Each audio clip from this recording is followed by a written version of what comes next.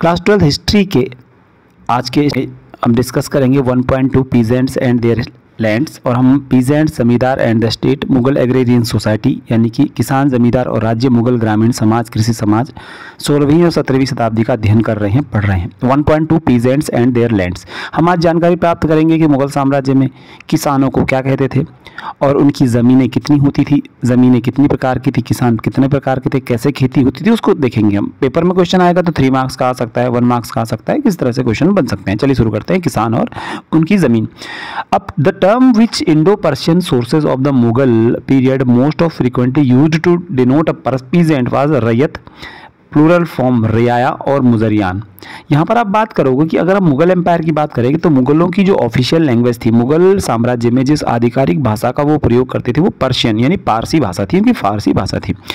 तो मुगलों के जो दस्तावेज जो फारसी भाषा में लिखे गए, जिसको इंडो पर्शियन बोला जा रहा है, तो फारसी भाषा में जो मुगलों के दस्तावेज लिखे गए हैं मुगल साम्राज्य के दौरान, वो ज़्यादातर एक किसान के लिए जिस शब्द का अपने दस्तावेजों में, अपने डॉक्यूमेंट में प्रयोग करते हैं, जिस डिनोट करते हैं पीजेंट को क्या कहते हैं, किसान को क्या कहते हैं, तो मुगल दस्तावेजों में आमतौर पर किसान को, पीजेंट को या फार्मर को कहा गया है रैयत। क्या कहा गया है? रैयत उसको कहा जाता था, क्योंकि आपने 8th क्लास में भी पढ़ा होगा कहीं पर एक रैयतवाड़ी सिस्टम, तो वो रैयत जो है मुगल पीरियड से ही चला आ रहा है। और रैयत वर्ड का प्लूरल जो फॉर्म होता है, बहुवचन जो होता है, रियाया होता है। जैसे रियाया शब्द से ही रियासत शब्द बना हुआ है, आप जानते होंगे। तो रैयत मुगल एम्पायर में किसान को कहा जाता था। इसके अलावा किसान को मुजरियान भी कहते थे। क्या कहते थे? मुजरियान भी कहते थे। ये 1 नंबर के लिए पेपर में इंपॉर्टेंट आपके लिए हो सकता है।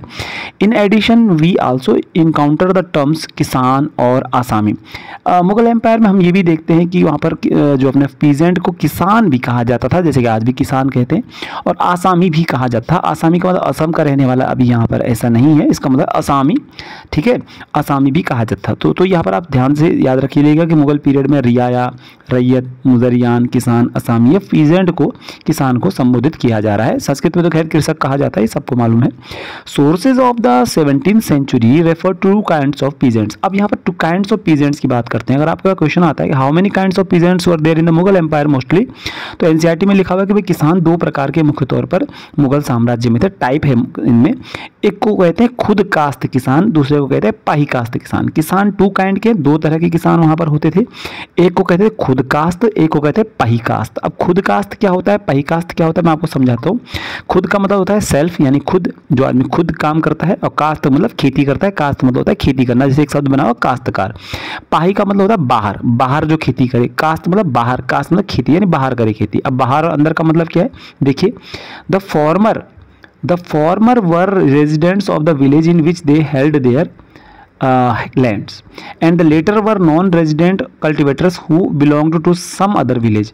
ध्यान दीजिएगा कि जो खुद कास्ट फार्मर था, जो खुद कास्ट है, जो खुद खेती करेगा, यानी जो किसी गांव का रहने वाला आदमी, जिसकी उसी गांव में ज़मीन है, अपनी ज़मीन पर अपने ही गांव में जो खेती करता है, उसको कहते हैं खुद कास्त किसान। जिसके पास ज़मीन हो, अपने ही गांव में हो और अपने गांव के खेतों पर खेती कर रहा हो, उसे खुद कास्त किसान कहते थे। And the latter were non resident cultivators. और जिन लोगों को दूसरे गाँव में जाकर के खेती करनी थी, करती थे या करनी पड़ती थी, उन्हें कहते थे पाही कास्त किसान। यानी दूसरे गांव में किराए पर ज़मीन लेना, पट्टे पर ज़मीन लेना, लीज पर ज़मीन लेना, रेंट पर ज़मीन लेना और वहाँ पर खेती करना, उसे पाही कास्त किसान कहते थे। क्या कहते हैं? पाही कास्त। पाही का मतलब होता है बाहर। तो but cultivated lands elsewhere on a contractual basis, यानी कॉन्ट्रैक्ट पर, पट्टे पर ज़मीन दूसरे गाँव में ले ली, वहाँ खेती कर रहे हो, इसका मतलब क्या हो, आप कॉन्ट्रेक्चुअल फार्मर हो या पाही कास्त किसान हो, जो वर्ड एग्जैक्टली यूज़ किया गया है। अब लोग पाही कास्त क्यों बनते थे? People became pahi kashta either out of choice, for example when terms of revenue in a distant village were more favorable, or out of compulsion, यानी कि for example forced by the economic distress after famine। यदि किसी किसान को ये लगता था कि दूर किसी जगह पर उसको फेवरेबल जो है टर्म्स ऑफ रेवेन्यू मिल रही है, यानी रेवेन्यू यानी राजस्व यानी कर जो है राजा के द्वारा कम लिया जा रहा है दूर किसी गांव में, तो किसान वहां पर खेती करने चला जाता था और उसको लगता था कि मैं आराम से खेती कर सकता हूं अपने गांव में रहने के बजाय या कहीं पर भी। इसके अलावा आदमी को ये लगता था कि भाई जिस क्षेत्र में वो अकाल पड़ गया है और वहाँ पर इकोनॉमिक डिस्ट्रेस है, यानी कि वहाँ पर बहुत गरीबी है, खेती करना कठिन है, टैक्स के बोझ से दबा जा रहा है, तो दूसरे क्षेत्र में जाकर के खेती कर सकता था जहाँ उसको फेवरेबल कंडीशन मिलती थी। याद रखिएगा उस टाइम पे खेती करने के अलावा लोगों के पास बहुत सारा ऑप्शन नहीं होते थे, या तो कोई एग्रीकल्चर करेगा या मजदूरी करेगा, ज़्यादा से ज़्यादा जंगल में जा करके जो वो जंगली फलों पर जो वो लाइफ जिएगा, या फैक्ट्री वैक्ट्री तो नहीं मुगल एम्पायर में।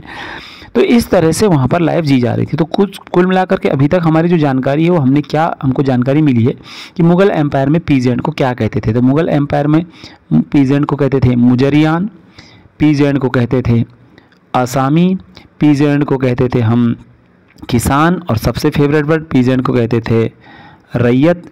और रैयत का जो प्लूरल हो जाता है उसे रियाया कह देते हैं।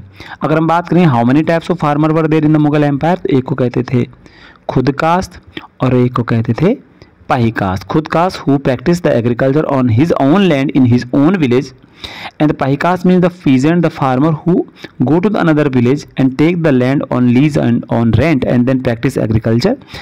ठीक है, ये हो गया यहाँ पर। अब नेक्स्ट पॉइंट की यहाँ पर बात करते हैं भाई कितनी कितनी मुग़ल एम्पायर में ज़मीन होती थी, कितनी ज़मीन पे वो खेती करते थे, ये सब हमको देखना पड़ेगा यहाँ पर। चलिए शुरू करते हैं। यहाँ पर थोड़ा सा स्क्रीन का इशू हो रहा है। तो seldom did the average peasants of North India possess more than a pair of bullocks. अब हमारे मुगल जो हमारा नॉर्थ इंडिया का किसान है उसकी कंडीशन क्या है देखिए। Seldom did the average peasant of North India possess more than a pair of bullocks and 2 plows. हमारे उत्तर भारत के उत्तर प्रदेश हरियाणा वाला जो एरिया है यहाँ पर किसी भी किसान के पास जो एवरेज फार्मर था, औसत किसान था, एक जोड़ी बैल और 2 हल से ज़्यादा आमतौर पर बहुत कम था कि होता होगा किसी के पास। ये कंडीशन किसानों के समय है, बहुत अच्छी कंडीशन नहीं है। मोस्ट पॉजेस्ड एवन लेस, कई बार तो बेचारे के पास 2 बैल और 1 हल भी नहीं होता था। In Gujarat peasants process about 6 acre of land were considered to be efficient. Gujarat के अंदर यदि किसान के पास 6 एकड़ ज़मीन होती थी तो उसे समृद्ध माना जाता था। यानी अगर 6 एकड़ ज़मीन गुजरात में आपके पास होती थी मुगल पीरियड में 16वीं सदी 17वीं सदी में, तो ये मानते थे भाई समृद्ध किसान है, अमीर किसान है। In Bengal on the other hand 5 acre was the upper limit of an average peasant farm.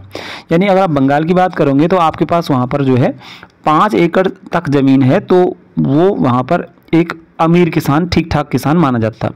10 एकड़ वुड मेक 1 रिच आसामी, और एक 10 एकड़ की ज़मीन किसी के पास होती थी अगर, तो वो अमीर आसामी यानी कि अमीर किसान माना जाता था अगर 10 एकड़ की ज़मीन होती थी। ये बंगाल की बात कर रहे हैं, 10 एकड़ होगी तो।